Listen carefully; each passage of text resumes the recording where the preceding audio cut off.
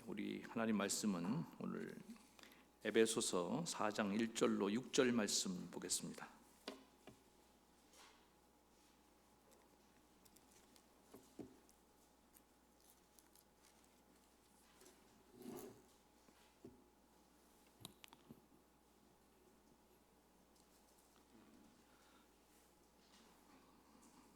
신약성경 313쪽 한 목소리로 봉독하겠습니다. 시작. 그러므로 주 안에서 갇힌 내가 너희를 권하노니 너희가 부르심을 받은 일에 합당하게 행하여 모든 겸손과 온유로 하고 오래 참으로 사랑 가운데서 서로 용납하고 평안에 매는 줄로 성령이 하나 되신 것을 힘써 지키라. 몸이 하나요 성령도 한 분이시니 이와 같이 너희가 부르심의 한 소망 안에서 부르심을 받았느니라. 주도 한 분이시요 믿음도 하나요 세례도 하나요 하나님도 한 분이시니 곧 만유의 아버지시라. 만유 위에 계시고 만유를 통일하시고 만유 가운데 계시도다. 아멘. 오늘은 교회의 하나됨을 위해서 이렇게 살라라는 제목으로 하나님 말씀 증거하겠습니다. 우리 옆에 분하고 인사하겠습니다. 교회의 하나됨을 위해서 힘쓰는 성도가 됩시다. 다시 한번 인사하겠습니다. 당신과 하나입니다.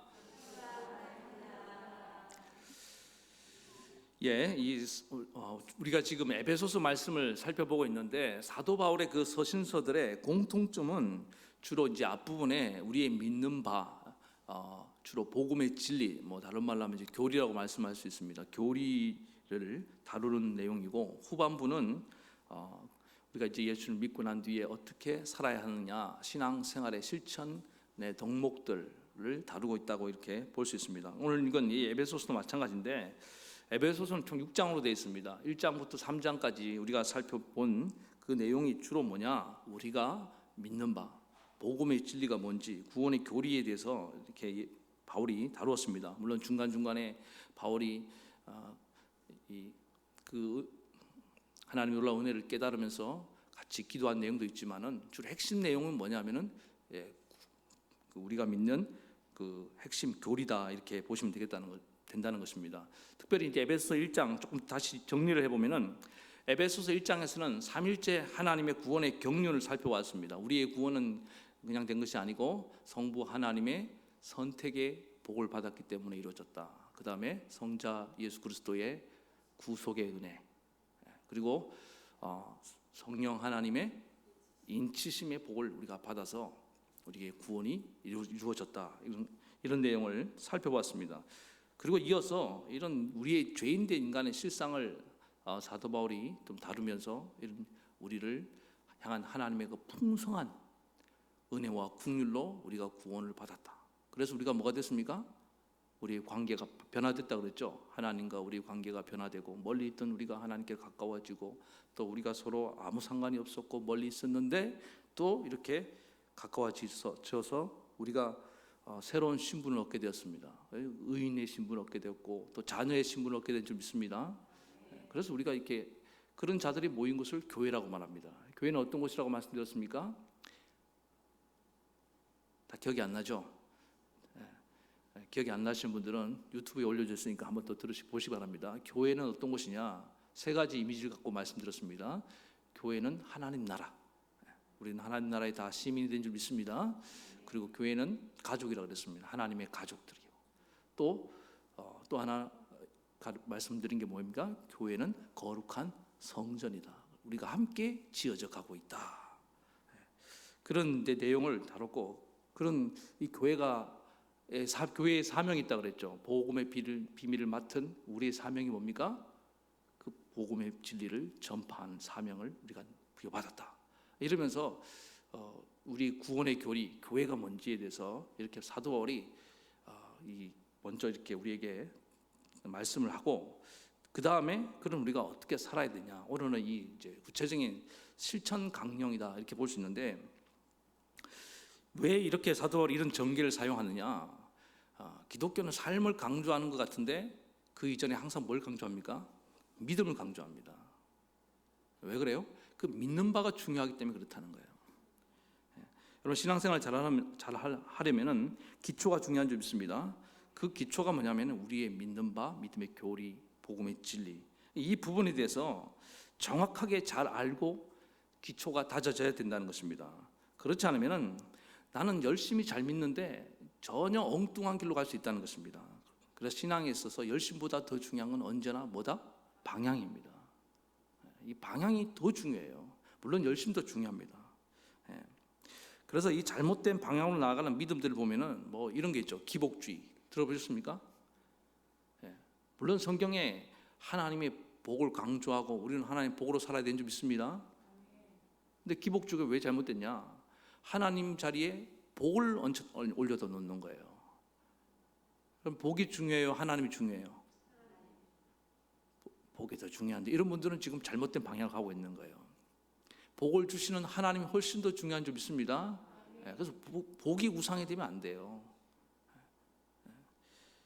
그래서 그런 잘못된 신앙을 갖고 있는 분들이 있기 때문에 우리가 지금 바른 신앙을 갖기 위해서 이 말씀을 나누고 있는 겁니다. 그 다음에 또 뭐 이런 거 있죠. 율법주의. 이거는 뭐냐면 교회 안에 있는 이단이에요. 율법의 행위로 구원을 받을 수 있다. 지난번에 제가 그 이상구 박사님 잠깐 소개했는데 이 이상구 박사님이 안식일 교회에 들어가서 거기서 신앙생활을 오래 했습니다. 하다가 이제 최근에 이제 회심하고 돌아왔잖아요. 그 돌아오게 된 계기가 있습니다. 자기가 이렇게 상담하던 어떤 그 성도님 한 분이 이제 암에 걸려서 죽게 되었는데 이제 천국을 가야 되는데 이제 사형 선고를 받고 천국을 가야 되는데 문제는 뭐예요? 확신이 없는 거예요. 그렇게 자기는 열심히 믿었는데 마지막에 임종 때가 가까워오는데 구원의 확신이 안 생기는 거예요. 왜 이럴까 고민하다가 이제 이상구 박사님이 이제 상담을 하다 보니까 이 뭐가 문제가 있는 거예요. 거기서 강조하는 내용이 뭐냐면은 거의 이제 나머지 내용은 일반 교회에서 말씀하는 것과 비슷해요. 복음이 한 90% 이상 다 비슷해요. 근데 거기서 어떤 이제 교리가 있냐면은 뭐라고 하는데 정확히 생각이 안 나요. 사후에 조사 제도가 있대요. 사후 조사 제도인가? 그러니까 뭐냐면은 우리가 어떻게 살았는지 하나님 앞에 심판대 앞에 심판을 받는다는 거예요. 그래서 거기에서 제일 중요한 내용이 하나 뭐냐면 안식일 교니까 뭘 강조하겠습니까? 그렇죠. 안식일 준수. 근데 안식일 교는 안식일을 언제 지켜요? 우리는 주일날 지키지만 그 사람들은 토요일 지키죠. 그게 이제 자기 나름대로 근거가 없는 게 아니에요. 성경에 10계명 네 번째가 뭡니까? 안식일을 구별하여 거룩하게 지켜라. 그 계명이 있잖아요. 그거 봐라. 안식일은 6일째인데 왜 너들 마음대로 바꿔서 7일날 드리냐. 우리는 주님 부활하신 날이기 때문에 이날 이렇게 의미를 부여해서 드리는데 그러면서 6일째 드리는 게 그게 제대로 된 안식일을 지키는 거지. 끝까지 그걸 고수하고 있는데 문제는 뭐냐면은 그게 구원의 조건으로 집어넣어 버린 거예요. 여러분 안식일을 잘 지키는 건 중요합니다. 그러나 그것이 구원의 조건이 될 수 없습니다. 이걸 잊으면 안 되는 거예요. 여러분 생각해 보세요. 안식일 아무리 잘 지키려 할지라도 아파서 못 나올 수도 있고 또 사정이 생겨서 부득불 못 나올 수 있지 않겠습니까? 수십 년 신앙생활하다 한두 번 빠질 수 있잖아요. 목사인 저도 어떨 때 뭐 휴가 간다고 주일날 그리고 안식일을 지킨다는 것도 완전히 100% 어떻게 하면 만족스럽게 지킬까요? 하루 종일 교회에서 사는 거? 이것도 애매해요. 그리고 안식일은 다 지킨다 할지라도 다른 율법은 또 어길 수 있잖아요. 그러니까 이건 신율법주의예요.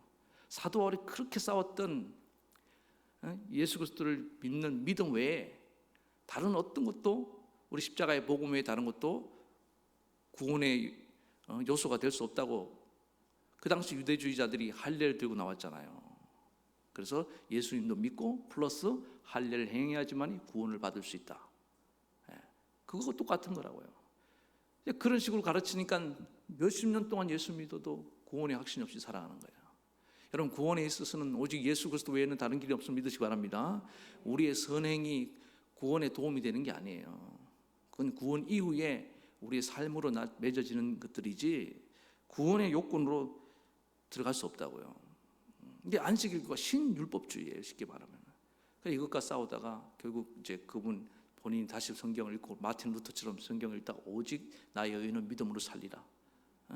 예수 믿는 자에게 참된 구원이 주어진다는 그 말씀을 딱 깨닫고 난 뒤에 이분은 그 안식일 교회에 있으면서 복음의 진리를 이제 어떻게 깨달았어요. 그래서 그 분에게 상담을 해주고 당신은 이미 죄가 사함받았다. 이미 동이 서에서 먼 것처럼 당신의 죄가는 옮겨졌다. 나를 믿는 자는 이미 구원을 받은 것이다. 죄가 사하여졌다. 하여튼 그 말씀을 확신을 주니까 이분이 갑자기 얼굴이 싹 밝아지면서 오늘 죽어도 나는 이제 천국 갈 수 있다. 이 확신을 얻게 됐다는 거예요. 그러는데 암도 낫고 다시 건강도 회복했대요. 복음은 이렇게 우리를 저 천국의 확신을 줄 뿐만 아니라 이 생에서도 자유케 하신 능력인 줄 믿습니다. 이렇게 그래서 이 율법주의, 이게 잘못된 믿음이에요. 생각보다 이런 믿음을 갖고 살아가는 분들 되게 많아요. 제가 지난교회 조사를 해봤어요. 구원의 확신이 있냐고. 있대요. 그럼 어떻게 구원을 얻느냐 물어보니까 예수 잘 믿고 신앙생활 열심히 하고 다 이렇게 써놨어요. 여러분도 그렇게 생각하는 분도 여기 이 중에 있다고 한다면 여러분도 똑같아요. 신앙생활 열심히 해서 구원받는 게 아닙니다. 우리는 예수 그리스도를 믿고 구원받았기 때문에 신앙생활 열심히 하는 거예요. 전혀 달라요.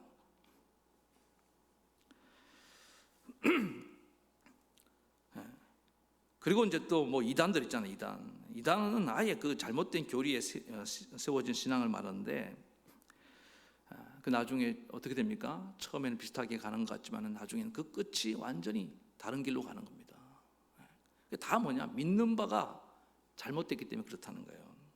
그래서 여러분 이 복음의 진리를, 교리를, 바른 복음의 진리를 우리가 배우는 것은 너무너무 중요합니다. 바른 지식에서 바른 신앙이 나오는 줄 믿습니다. 그리고 그런 바른 신앙에서 바른 행동이 나오게 된다는 겁니다. 바른 지식에서 뭐가 나온다? 바른 믿음이 나오고 신앙이 나오고 그 다음에 바른 행동이 나온다. 한번 시작. 그러니까 바른 말씀을 드려야 되는 겁니다. 그래서 여러분 목사님들도 신학을 제대로 공부하신 분들 말씀 드려야 됩니다. 어디 야매로 이렇게 공부하신 분들 좀 조심하셔야 돼요. 안 그러면 어떻게 되냐? 뭔가 대단한 것 같고 뜨거운 것 같은데 나를 잘못된 길로 이끌어갈 수 있다는 사실입니다. 옛날에는 교리 공부를 참 많이 시켰습니다. 소요리 문답부터 시작해서 세례도 그냥 쉽게 못 받았어요. 아주 막 그냥 말씀을 많이 가르쳤다고요. 기초 교리 교육 이런 것들 철저하게 시켜서 우리 성도님들이 이 기초 신앙이 탄탄했다고요. 신앙의 뿌리가 탄탄했다고요. 또 어느 순간 보니까 이 교회들이 이 복음의 이 교리를 잘 안 가르쳐요. 왜 그런가 보니까 이게 재미가 없어요. 여러분 이 교리적인 얘기하면 좀 딱딱한 느낌 들지 않습니까? 우리 이리동성교회 성도님은 워낙 말씀을 사모해서 그냥 모든 말씀이 다 은혜가 됩니까? 그러면 다행인데, 그래서 워낙 이 뭐냐면은 쉬운 말씀, 그냥 바로바로 이제 일상생활에 와닿는 필요한 이런 말씀에만 우리가 너무 이렇게 막 요구하다 보니까 이런 교리적 우리가 믿는 바에 대한 어떤 핵심적인 얘기들이 그냥 대충 넘어가고 그냥 쉽게 넘어가는 그런 경향이 있습니다. 저는 이게 1차적인 책임이 물론 저는 목회자들이 있다고 생각합니다.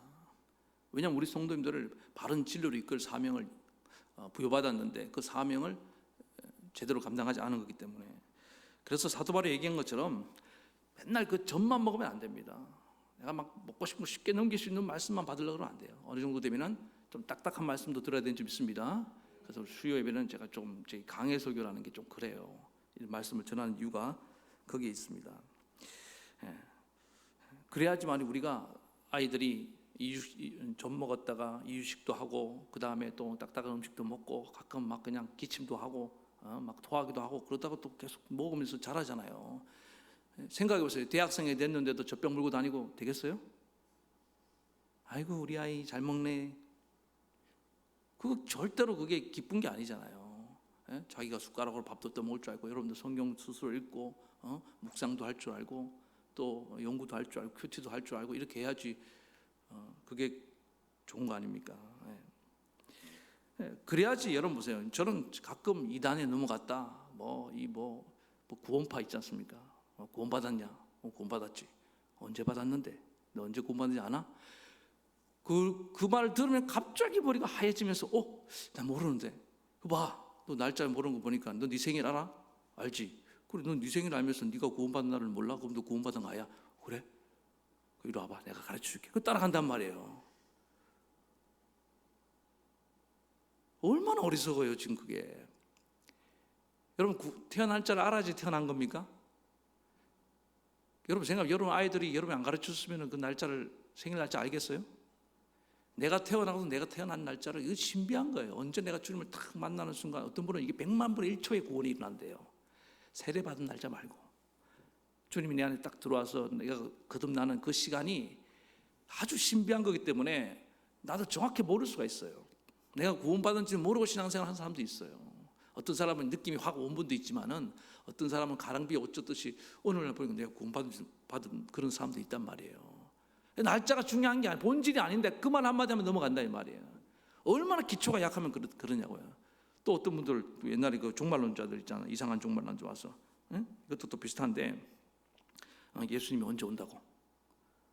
언제 온다고 그랬어요? 저 고등학교 다닐 때 10월 28일 온대요. 1992년. 날짜도 잊어먹을 수 없어요.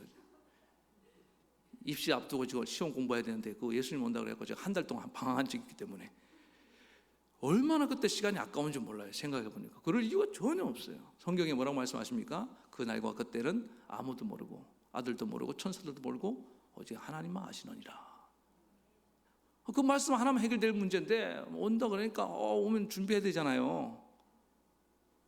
그러니까 이 잘못된 종말론, 그런데 쉽게 넘어가는 이유가 뭐냐? 이 종말에 대한 기초적인 신앙 성경 지식이 없으니까 그냥 쉽게 넘어가는 겁니다. 그래서 오늘 이런 기회에 여러분들 이 교리적인 부분이 좀 잘 정리되고 이미 아신 분들은 더 견고해지시기를 바라겠습니다. 그래서 바른 교리, 바른 복음을 들어야지 바른 지식이 있게 되고 그때부터 우리 바른 신앙의 행동이 나온다.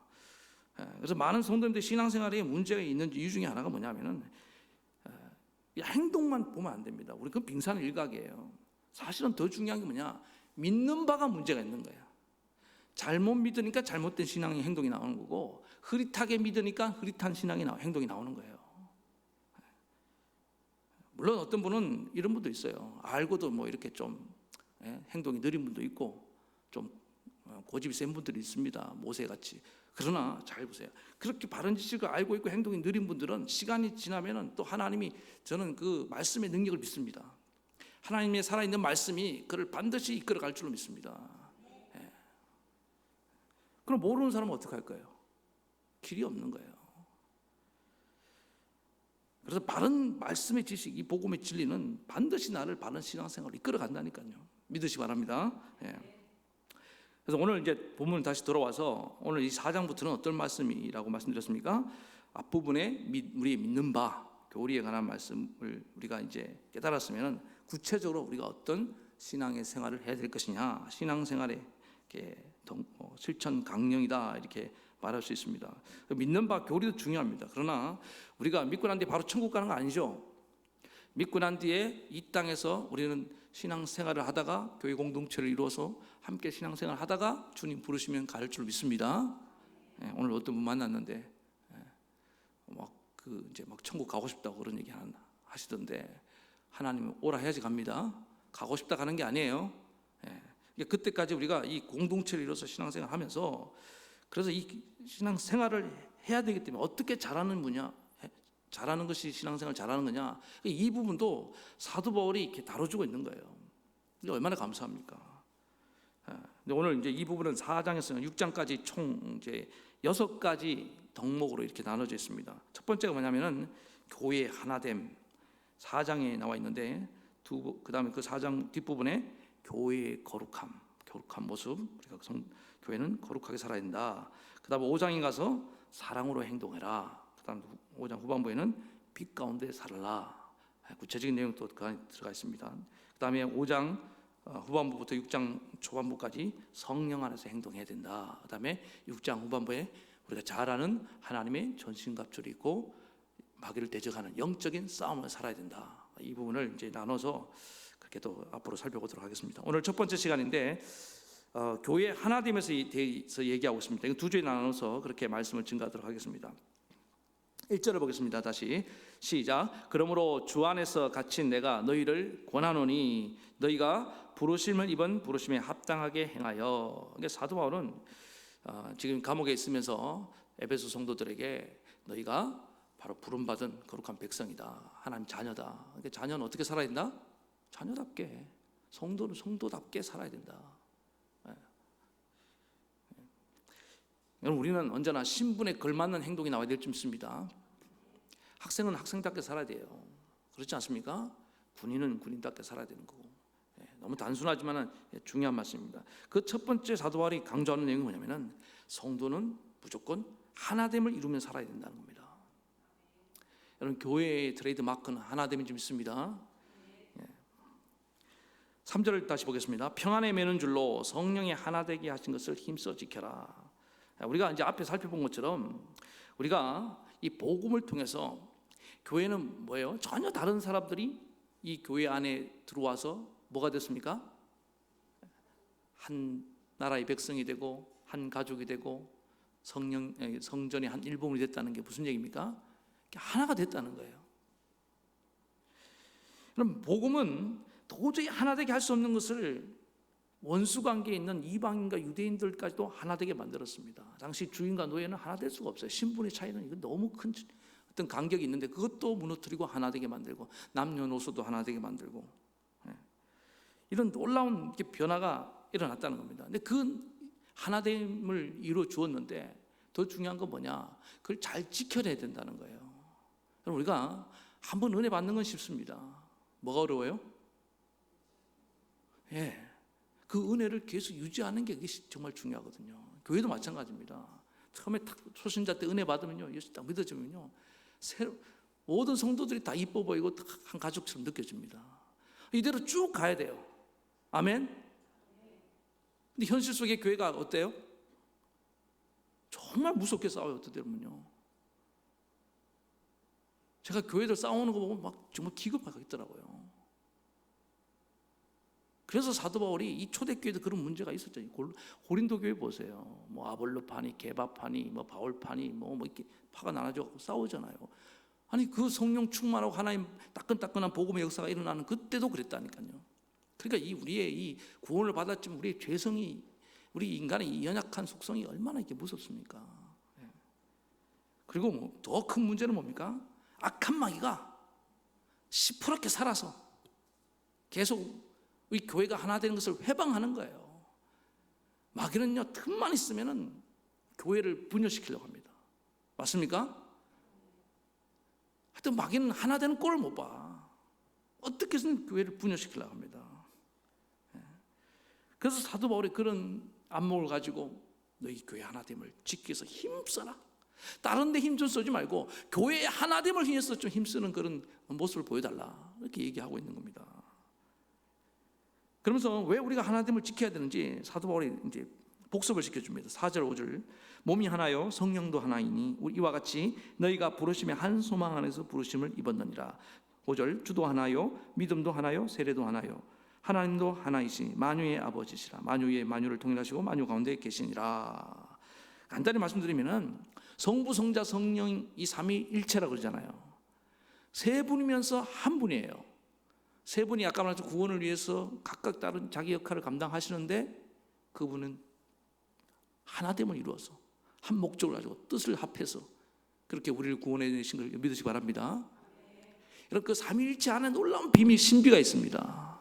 교회 하나됨이 다 그런 거예요. 서로 다르면서도 하나를 이룰 수 있다는 거예요. 몸이 하나이듯이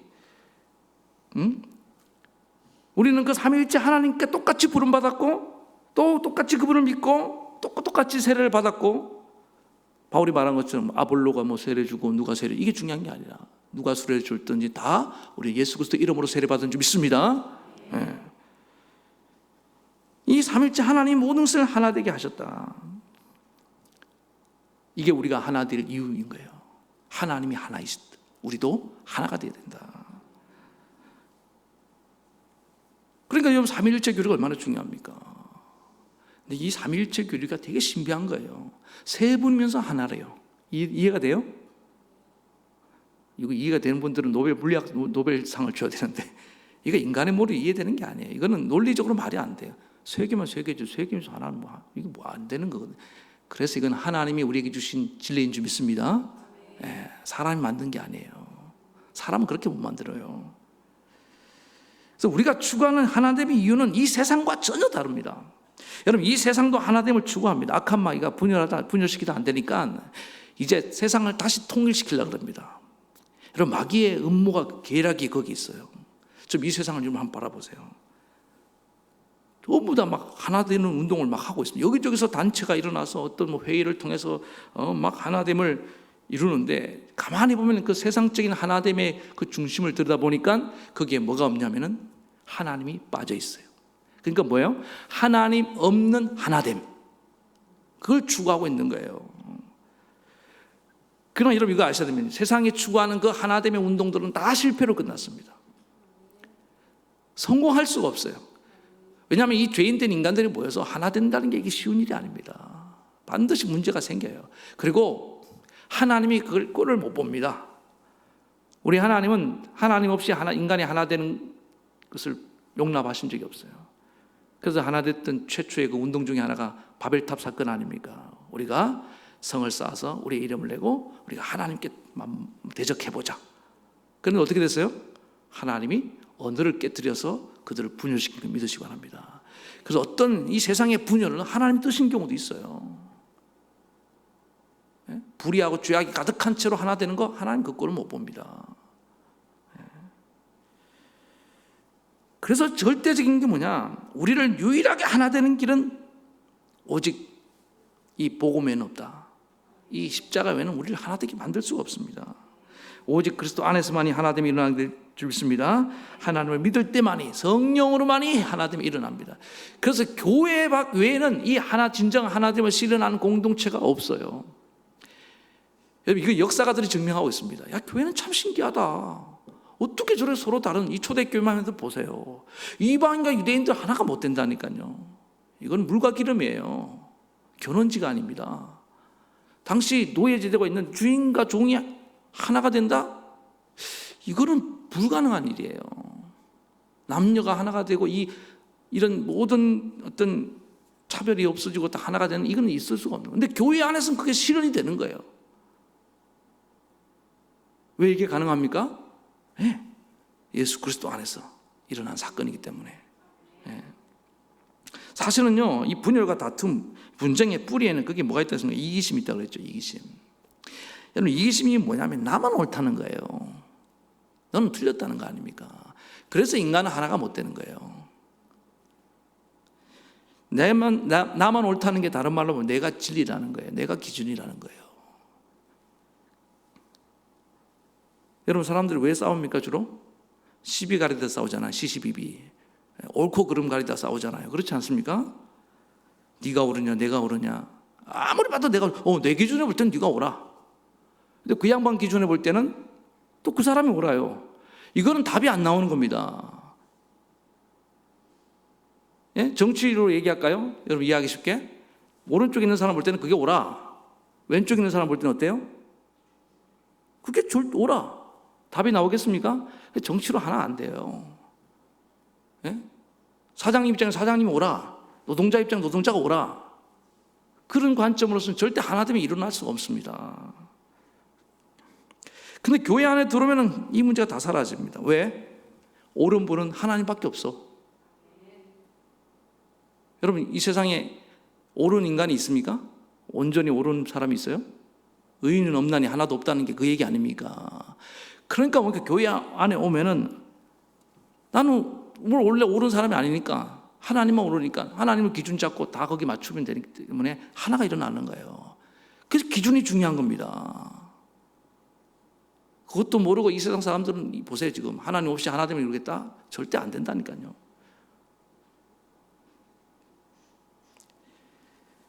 그 하나님이 옳고 나머지는 다 틀렸다. 이게 우리 기독교 신앙이잖아요. 하나님은 거룩하신 분이고 우리는 죄인입니다. 하나님은 의로우신 분이고 우리는 불의합니다. 아멘? 이거 인정한 사람이 모이니까 하나됨이 일어나는 거예요.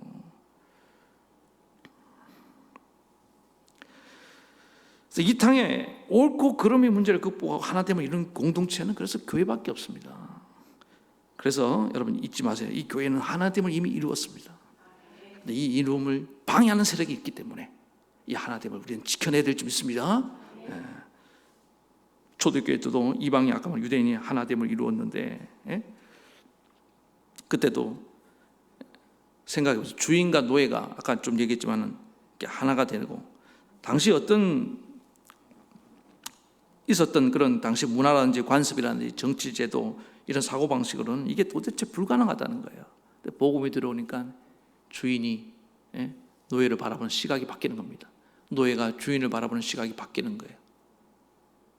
형제로 바라보기 시작하고 소중한 사람을 바라보기 시작하고, 갑자기 노예가 아들처럼 보이기 시작했어요. 주인이 아버지 같아, 삼촌 같아. 그게 법으로 해결되겠습니까? 해결 안 되는 문제가 갑자기 가족이 되니까 해결이 되는 거예요. 네? 여러분, 그래서 교회에 오면서 어떤 때는 제가 목사라서 이런 얘기 하는 게 아닙니다. 육신의 가족보다 더 따뜻하게 챙겨줄 때가 있죠. 저는 어릴 때부터 교회를 다녔기 때문에 잘 압니다. 정말 교회가 따뜻했어요. 제 기억에. 물론 싸우는 모습도 봤지만은. 그래서 자연스럽게 우리 예수님을 나의 구주로 고백하고 또 하나님을 아버지로 고백한 가족이 돼버리니까 이게 뭐 자연스럽게 하나됨이 일어나는 거예요. 그런데도 아까 말씀드린 것처럼 우리 안에 여전히 죄성이 있고 또 연약함이 있기 때문에 분열의 불씨가 남아 있습니다. 그리고 마귀는 그걸 노려요. 지금도 노립니다. 그런 관계로 우리는 이 하나됨을 지켜내야 되는데, 저는 그래도 훨씬 우리가 더 유리한 입장에 있는 줄 믿습니다. 왜? 하나님 살아계시고 성령이 역사하는 줄 믿습니다. 저는 그리고 복음의 능력을 믿습니다. 살아있는 하나님 말씀이, 진리의 말씀이 선포되면 그 말씀을 통해 성령이 역사해서 우리를 다시금 하나 되게 만들 줄 믿습니다. 이 하나 되게 하는 줄이 평안에 매는 줄로 더 끈끈하게 묶어놓을 줄로 믿습니다. 그 줄이 안 끊어지는 거예요. 근데 복음의 진리가 하나 살아있는 말씀이 제대로 선포되지 않으면 그게 느슨해져 갖고는 마귀가 틈타고 들어오는 거죠. 그래서 구체적으로 우리가 이렇게 교회 안에 다양한 그룹이 모여 있다고 말씀드렸지 않습니까? 출신도 다르고, 그 다음에 경험도, 학력도 다르고, 직업도 다르고, 신분도 다르고, 뭐 성향도 다르고, 얼마나 달라요. 다른데 이런 것들은 큰 문제 아닙니다. 우리는 옳고 그름의 문제를 극복했기 때문에 다름의 문제는 더 쉽게 극복될 줄로 믿습니다.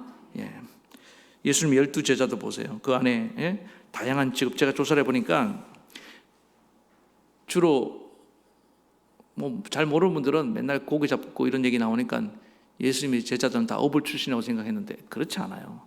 거기에 누가 있죠. 누가는 직업이 뭐였습니까? 그렇죠, 의사였습니다. 그 다음에 마태는 뭐였어요? 세리. 그 다음에 시몬은요, 열심당원, 독립운동가였습니다. 그리고 나머지는 이렇게 잘 표시 안 되는데 다 조금씩 다르다고 생각하면 적어도 5개, 6개 이상의 직업이 모여있는 그룹이었습니다. 12명 속에도 특별히 공존할 수 없는 그룹이 있다고 그랬죠. 마태와 시몬은 물과 기름과 같은 공존할 수 없는 관계였습니다. 한 사람은 매국노에 가깝고 한 사람은 독립운동가가. 어떻게 한 공동체를 이루겠습니까? 그런데 그런 것도 틀린 게 아니라 다름의 문제로 예수님이 다 극복시킨 걸 믿으시기 바랍니다. 그래서 하나됨을 이뤄냈잖아요. 물론 한 사람 예외가 있었어요. 누구예요? 잘 모릅니까?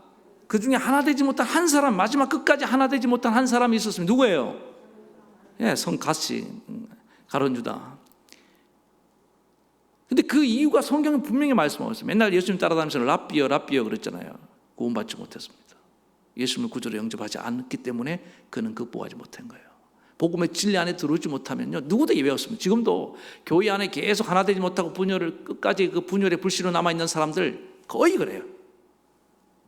계속 예수님을 뭐 위대한 스승 뭐 이렇게 생각하고 예수님을 나의 구주, 나의 하나님으로 영접하지 않는 사람들은 계속 하나됨 가운데 못 들어오는 거예요. 깊이 들어가면 그거예요.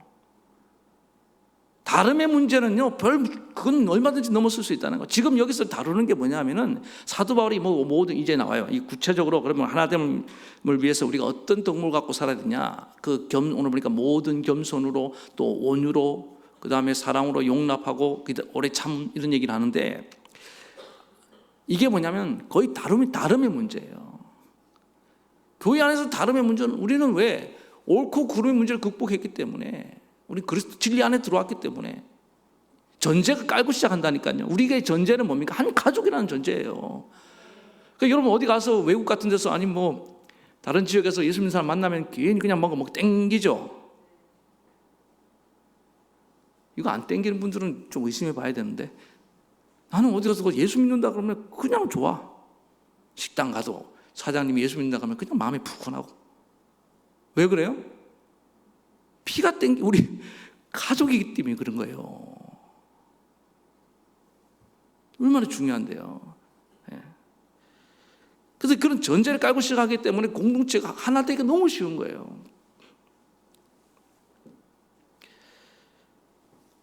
이런 하나된 자들이 어떻게 구체적으로 우리가 또 하나됨을 유지해 나갈 수 있느냐? 첫 번째는 겸손이라고 말하고 있는데, 2절에 모든 겸손과 온유로 하고, 여러분 우리가 복음의 아까 말씀 좀 드려준 것처럼 복음의 진리 앞에 서면 누구나 겸손해질 수밖에 없는 줄 믿습니다. 왜 그렇습니까? 예수님만이 진리라고 말씀드렸어요. 우리는 뭐예요? 우리는 죄인이에요. 우리는 틀린 자예요. 그런데 생각해 보세요. 죄인이 어떻게 교만해질 수 있어요? 틀린 주제에 교만해질 수가 없는 거예요. 그렇지 않습니까?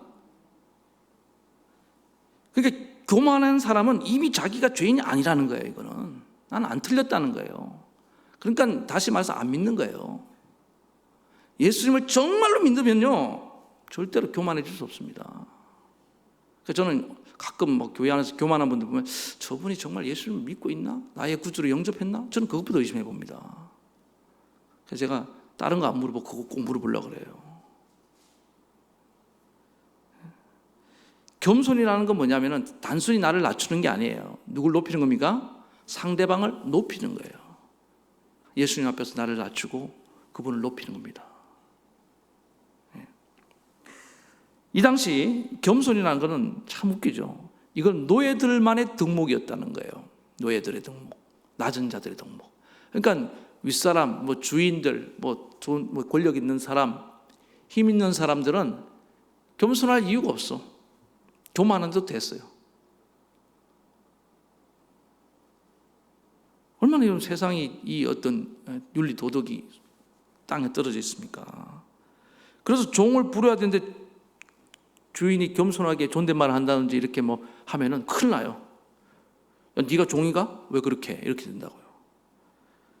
그래서 이들은 우월감과 자기의에 사로잡혀서 심히 오만하고 교만했습니다. 그런데 그걸 부끄러운 줄도 모르고 당연하게 생각하고 그렇게 살았다니까요.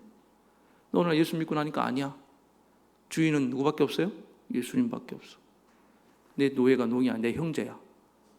다 바뀌잖아요. 그러니까 형제로 대하기 시작하고. 그게 오네시모 그 얘기, 빌레몬스 얘기 아닙니까? 오늘도 그래서 예수 안 믿는 사람 중에 부자나 이 신분 높은 사람, 좀 배웠다는 사람들 중에 오만하고 교만한 사람들이 당 세상이 그런 도덕 윤리 갖고 살아가기 때문에 그런 겁니다. 근데 그런 분들이 예수를 믿는 순간 깨닫는 거예요. 아, 내가 엄청나게 교만했구나. 응? 내가 감히 하나님 앞에서 잘난 줄 알았구나. 그래서 교회 와서 자기 신분을 별로 얘기하지 않습니다. 그리고 뭘만 강조하냐? 나는 이 하나님 자녀의 신분이 최고라고 얘기합니다. 나 뭐 교수도 뭐 사장도 나 이거 뭐 더 높은 지위도 나는 필요 없다. 이건 부업입니다. 이렇게 얘기하는 이유가 뭐예요? 정말 소중한 진리를 깨달았기 때문에. 그러면서 회개하는 게 뭐예요? 아, 내가 이전에 그렇게 하찮게 여기고 무시했던 그 사람들이 알고 보니까 정말 하나님의 소중한 자녀들이었구나. 나의 형제구나. 그리고 그 안에 예수님이 계시는구나. 그래서 내가 어떻게 함부로 합니까? 존중하고 높이는 거. 저절로 일어나는 거 아니에요. 아멘입니까? 여러분 서로 바라볼 때 그분 안에 누가 있어요 지금? 예, 예수 그리스도. 그런데 내가 어떻게 그걸 함부로 할 수 있습니까? 이러니까 하나가 안 될 수가 없죠. 그러니까 겸손한 자가 많아지니까 자연히 교회는 평화롭고 싸울 일도 없고 날마다 하나됨이 일어나는 줄 믿습니다. 그래서 사도 바울이 날마다 했던 얘기가 뭡니까? 나는 지극히 작은 자다. 나는 만삭되지 못하고 나온 자다. 나는 죄인 중에 괴수다. 계속 사도 바울이 사도가 이렇게 낮추니까 일반 뭐 평신도들 말할 것도 없는 거 아닙니까? 바울이 가는 곳마다 뭐가 일어났습니까? 거기에 하나됨이 일어나는 것을 믿으시기 바랍니다. 그 분열이 일삼던 고린도 교회도 바울이 그렇게 나가니까 하나됨을 방향으로 나아가기 시작한 것입니다. 두 번째는 온유인데, 온유는 이게 부드러움을 말하고 따뜻하고 부드러움을 말하는데, 이게 그렇다고 해서 절대 나약한 걸 말하는 게 아니에요. 온유는 힘이 차고 넘치는데 사용하지 않는 거예요. 그걸 남용하지 않는 겁니다. 예수님이 온유하시다고 해서 나약한 분이 아닌 거 아시죠? 예수님 말씀만 하면은 저 천사 12령을 소환해낼 수 있는 그런 파워를 갖고 계신 분입니다. 말씀 한마디만 하면은 그 풍랑도 잠재우실 수 있는 군대 귀신도 쫓아내시는 분 아닙니까? 예수님의 능력은요 풀파워예요. 넘치는 분입니다. 그런 십자가에서 무력하게 그렇게 도살장에 끌려간 양처럼 달려 계신 이유가 온유하기 때문에 그런 거예요. 그래서 이 온유함은요 힘도 없고 능력도 없는데 막 그런 비굴함이 아니에요. 그건 비굴한 거예요. 힘 없는 자가 이렇게 막 나약하게 보이는 거는 그건 비굴한 겁니다. 우리는 예수님의 권세와 능력을 부여받은 자들인 줄 믿습니다. 그래서 예수 믿는 사람들이 말 한마디는 세요. 강합니다. 예수 믿는 사람들이 강하게 얘기하면요 너무 세게 느껴져요. 어디 가서 여러분들 세게 말하면 안 됩니다. 교회 안에서도. 그래서 최대한 부드럽게 얘기해야 됩니다. 우리는 부드럽게 얘기해도 강하다니까요. 근데 가끔 이제 이게 또 뭐 성품이 그럴 수도 있고, 어떨 때는 자기 주장이 강해서 끝까지 관철시키는 분들이 있어요. 가끔 강하게 나온다면. 근데 그런 자 앞에서 부드러운 이 온유한 성품을 가진 자는 어떠냐? 그 앞에서 미소를 지으면서 그냥 웃어 넘길 수 있는 거예요. 받아줄 수 있는 거. 아이가 막 화를 낼 때 온유한 엄마는 어떻게 합니까? 같이 막 감정이 막 격해져 갖고는 니 죽고 나 살자 이렇게 하는 게 아니고 애를 쫙 진정을 시킨단 말입니다. 온유한 자는요 그 성난 사람을 잠재우는 능력이 있습니다. 여러분 온유한 성품을 얻기 바랍니다. 어느 이제 회의에서, 이게 아마 이제 기독교인들 회의였던 것 같은데, 급진적인 페미니스트들이 있어요. 아주 급진적인 사람들은 항상 문제인데, 이러면서 이분이 막 강하게 세게 얘기하는 거예요. 뭐 여성 해방시켜야 된다, 남자들도 가사일 해야 된다부터 시작해서 뭐 남자들 막 공격하면서 가부장적인 사회가 문제다, 막 이렇게 막 빗대를 높여가면서 얘기를 하니까 분위기가 싸해지잖아요. 그랬더니 그때 거기 이제 온유한 목사님이 잠깐만 정의하고 기도하고 시작하자고, 정의 기도를 하겠다고. 그래서 이제 기도를 탁 했는데 아주 그냥 따뜻한 그런 봄바람 같은 바람이 부는 거예요.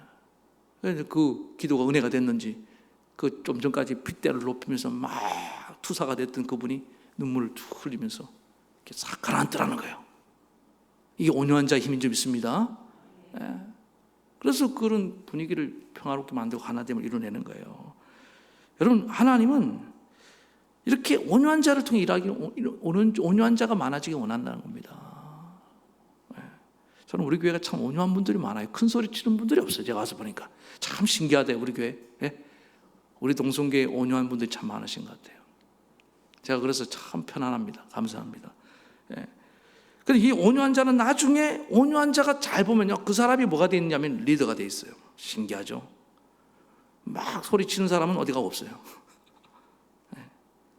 온유한 자가 땅을 기업을 얻는다. 그 사람이 리더가 된다는 거예요. 그래서 온유한 사람은 처음에 다 잃는 것 같고 맨날 지는 것 같은데 나중에 가면 그 사람이 다 차지한 줄 믿으시기 바랍니다. 그래서 그를 통해서 하나님을 이루어 가신다는 거예요. 그래서 온유한 자가 교회 지도자가 돼야 됩니다. 여신도 회장님도 온유해야 되고요. 뭐 이렇게 장로님 우리 얼마나 온유합니까? 다 온유해야 됩니다. 온유함을 얻기 바랍니다. 그다음 마지막에 사랑인데, 특별히 오늘 본문에서는 오래 참음과 용납을 사랑의 특징으로 다루고 있습니다. 이 오래 참고 용납한다는 것은 무슨 진리를 타협하거나 포기한다는 그런 뜻이 아닙니다. 불의와 죄와 타협하는 그런 말씀이 아니고, 이거는 뭐냐, 죄인들에 대해서 기다리고 또 오래 참고 용납하는 건 좀 있습니다.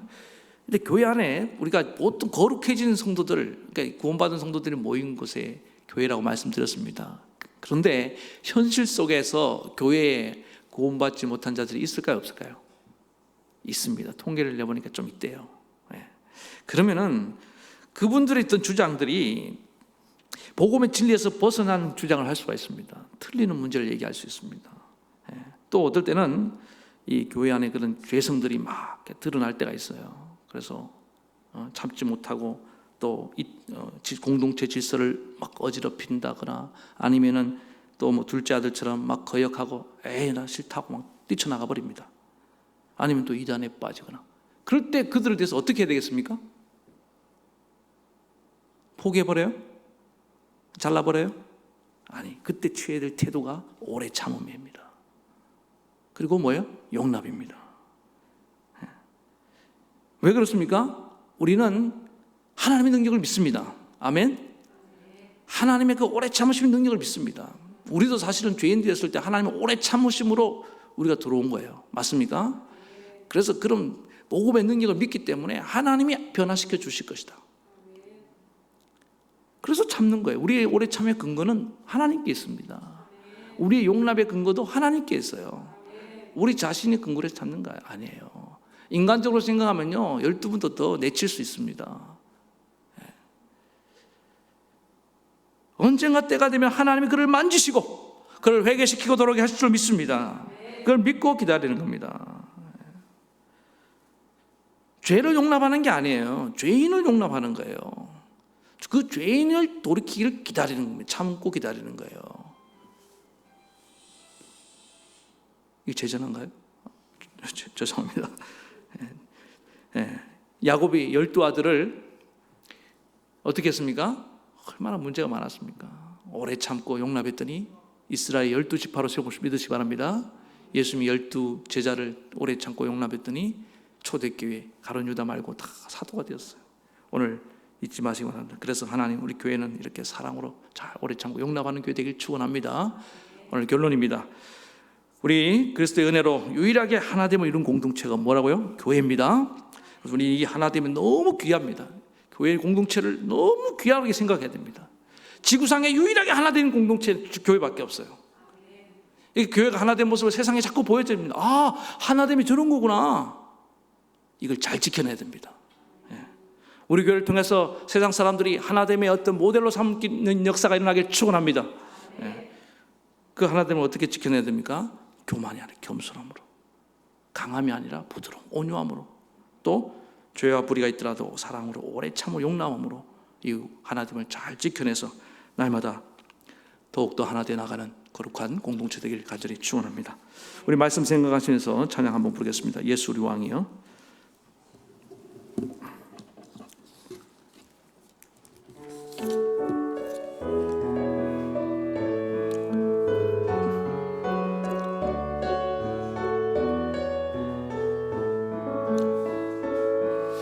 예수 우리 왕이여 이곳에 오소서 보좌로 주여 임하사 찬양을 받아 주소서 주님을 찬양하오니 주님을 경배하오니 왕이신 예수여 오셔서 좌정하사 다스리소서. 우리 한 번 더 예수 우리 왕이여 예수 우리 왕이여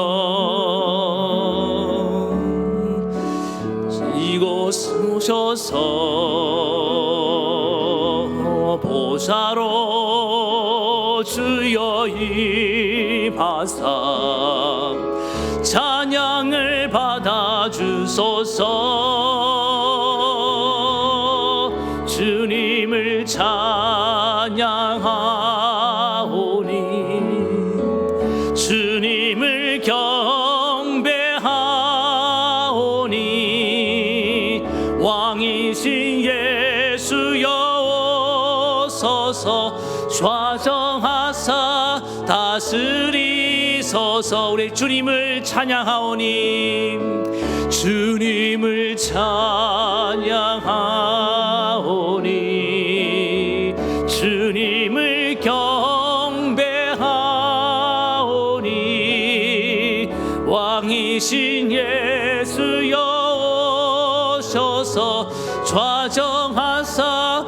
다스리소서. 여러분, 그렇습니다. 교회는 주님의 주되심과 주님의 왕되심을 선포하는 곳인 줄 믿습니다. 우리 주님이 우리의 구주가 되시고 우리의 왕이 되시기 때문에 우리는 그의 통치 아래에서 하나가 된 것입니다. 주님 감사합니다. 지구상에 유일하게 진정한 하나됨을 이룬 공동체는 교회밖에 없는 줄 믿습니다. 주님, 이 교회가 하나님 더욱 하나 될 수 있도록 도와주시옵소서. 성령이 하나 된 것을 우리가 힘써 지켜야 될 줄로 믿습니다. 우리가 우리의 가치를 알지 못하고 하나님, 오늘날 많은 교회들이 서로 하나님 다른 문제로 싸우고 분열할 때가 얼마나 많습니까? 주님, 불쌍히 여겨 주시옵소서. 오늘 우리 안에 이런 겸손을 주시고 우리 안에 이런 온유함을 주시고 사랑으로 오래 참음과 용납함을 통해서 날마다 하나됨을 이루어가게 도와주시고 주님이 하나 되게 하신 것을 힘써 지켜서 정말 이 세상 가운데 하나된 공동체가 무엇인지를 보여줄 수 있도록 은혜 베풀어 달라고 이 시간 우리 간절히 한 목소리로 우리 합심으로 기도하며 나아가시겠습니다.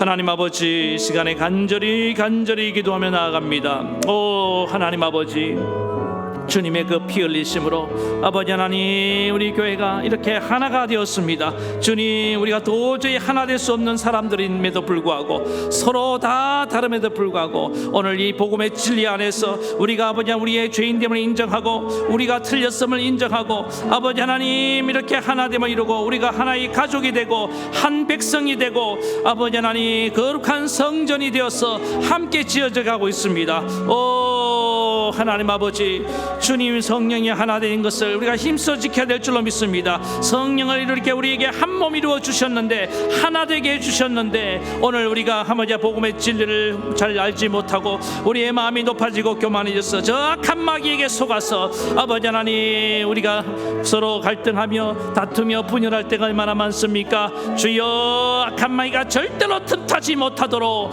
우리 교회를 지켜주시옵소서. 우리가 복음의 진리에 굳게 서서 우리의 그리스도의 주되심을 선포하며 우리의 예수님의 왕되심을 선포하며 아버지 하나님 오직 주인은 예수님밖에 없음을 고백하며 의로운 분도 예수님밖에 없으며 질대 진리도 예수님밖에 없음을 인정합니다. 우리 인간은 항상 오류가 많고 틀릴 수밖에 없습니다. 우리는 죄인입니다.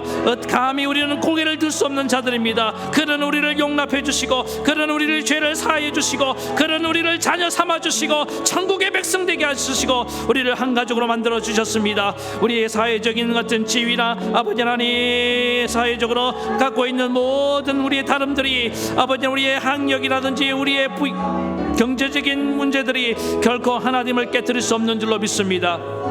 오 우리 아버지 하나님, 교회 안에서 진정한 하나됨을 이루어서 날마다 서로 존중하며 겸손히 섬기며 아버지 하나님 살아갈 수 있도록 은혜 베풀어 주시옵소서. 날마다 너희 안에 이 마음을 품으라. 곧 그리스도 예수의 마음이니 그는 근본 하나님과 본체시나 하나님과 동등됨을 취할 것을 여기지 않냐고 자기를 비롯 종의 자리까지 죄인의 자리까지 낮아지셨다고 했사오니 날마다 낮아지게 하시고 날마다 서로를 주님처럼 높이며 하나님을 이루어가게 도와주시옵소서. 그리고 아버지 하나님, 강한 것이 좋은 것이 아닙니다. 하나님 앞에서 한없이 부드러운 모습으로 따뜻한 모습으로 품어줄 수 있고 아버지 하나님 저들을 가운데 하나님 미소 질 수 있는 우리 공동체가 되게 도와주시옵소서. 아버지 하나님, 간혹 주장이 강한 자를 만난다 할지라도 그것 때문에 맞서 싸우지 말게 도와주시고 힘 있다고 힘을 사용하지 말고 아버지 하나님 이것을 절제할 수 있는 온유함을 주시옵소서. 또 아버지 하나님, 죄인을 길이 참으시는 주님, 불의한 자들까지도 참으시는 주님을 바라보고 오래 참음과 용납을 통하여 날마다 하나님을 이루어가기 원합니다. 우리 가운데 아직 그리스도의 복음 안에 들어오지 못한 자가 있습니다. 복음의 진리에서 떠난 자도 있습니다. 그들까지도 하나님의 능력으로, 성령의 능력으로, 복음의 능력으로 변화될 것을 믿으며 기다리며 또 아버지 하나님 용납할 수 있는 우리 교회가 될 수 있도록 도와주시옵소서. 오 아버지 하나님, 그런 사랑의 공동체가 되기 원합니다. 오 날마다 그래서 이 하나되는 역사가 일어나고 하나 성령이 하나된 것을 힘써 지키며 나아가서 아버지 하나님 저 믿지 않는 자들에게 저 세상에게 진정한 하나된 공동체를 보여줄 수 있도록 주님 축복하여 주시옵소서. 예수님 이름으로 기도하옵나이다. 아멘. 우리 계속해서 기도합시다. 하나님, 중부지방에 폭우로 하나님 피해를 당하고 있습니다. 하나님, 이 기후 변화로 폭우, 폭염 또 이 코로나19까지 하나님 정말 이 시대가 너무 힘든 일들이 많이 있습니다. 하나님 우리 불쌍히 여겨 주시옵소서. 하나님 더 큰 위험이 닥치지 않게 도와주시고 하나님께서 감하여 주시옵소서. 폭염을 감하여 주시고 폭우를 감하여 주시고 코로나19를 감하여 주시고 속히 치료제 백신도 나오게 도와주시고 우리의 신앙의 자유롭게 할 수 있도록 도와주시고 어떠한 경우에도 정말 이런 또 혼란한 틈을 타서 마귀가 틈타지 못하도록 우리 성도들의 신앙을 좀먹지 않도록 주님 저들을 지켜주시옵소서. 더욱 깨어있기를 원합니다. 더 말씀을 사모하고 더 기도를 힘쓰는 자들 되기 원합니다. 그런 마음으로 우리 합심으로 한 번 더 기도하시겠습니다. 주님 한번 부르고 기도합시다. 주여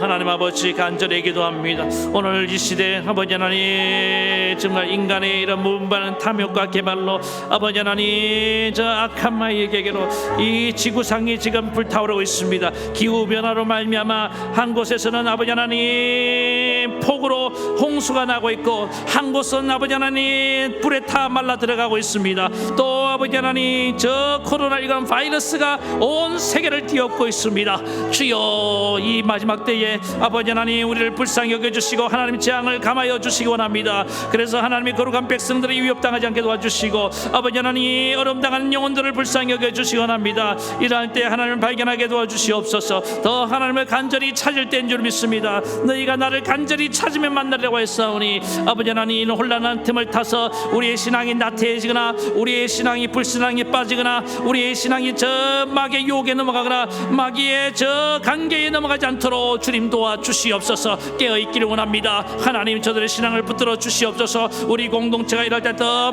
기도로 말씀으로 하나 되기를 원합니다. 오 하나님 아버지 간절히 기도하오니 사랑하는 아버지 우리 성도들 지켜주시옵소서. 휴가 기간에 어디에 있든지 눈동자같이 지켜주시옵소서. 해를 당하지 않게 도와주시고 하나님께서 구름 기둥과 불 기둥으로 보아여 주시옵소서. 주의 막대기와 지팡이로 안위해 주시옵소서. 오 주님 저들을 눈동자와 같이 지켜주시기를 원합니다.